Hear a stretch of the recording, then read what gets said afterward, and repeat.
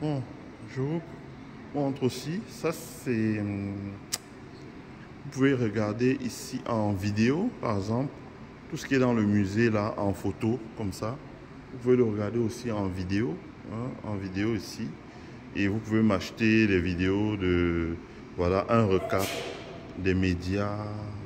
Un recap des médias. Un recap des... Comment on dit ça? Un recap des médias, des vidéos, de tout ce qui est, voilà, des déclarations, etc. Pour mieux comprendre. Euh,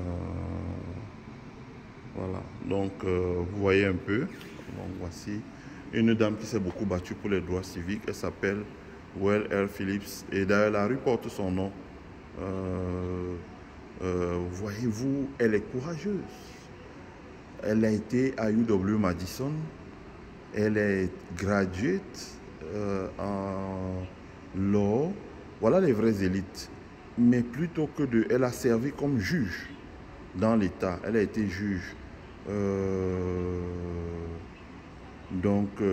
Avec Dr. James Cameron, donc dit-on, ils se sont battus beaucoup pour, voilà, pour que les droits... Là voici, là voici, là voici, les gens qui se sont battus.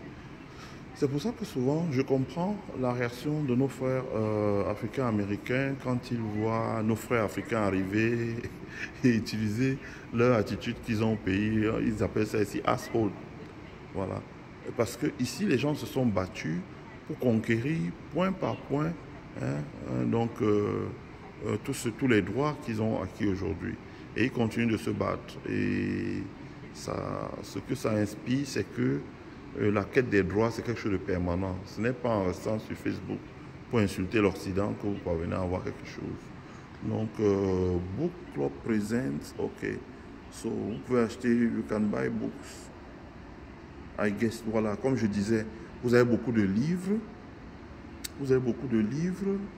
Voilà, vous avez beaucoup de livres que vous pouvez aussi acheter. Je reviendrai une autre fois pour vous montrer la partie où vous pouvez acheter les livres. Donc, comme ici, vous pouvez voir, ça c'est 1967.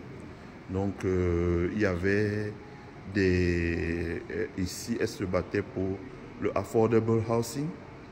Là, voici. Miss Vel Phillips, elle se battait pour l'affordable housing. Et donc, comme vous pouvez le voir, les débats étaient publics. Il y avait aussi bien des blancs que des noirs. Et elle se battait en tant qu'une juge. Donc, il y avait comment on appelle ça?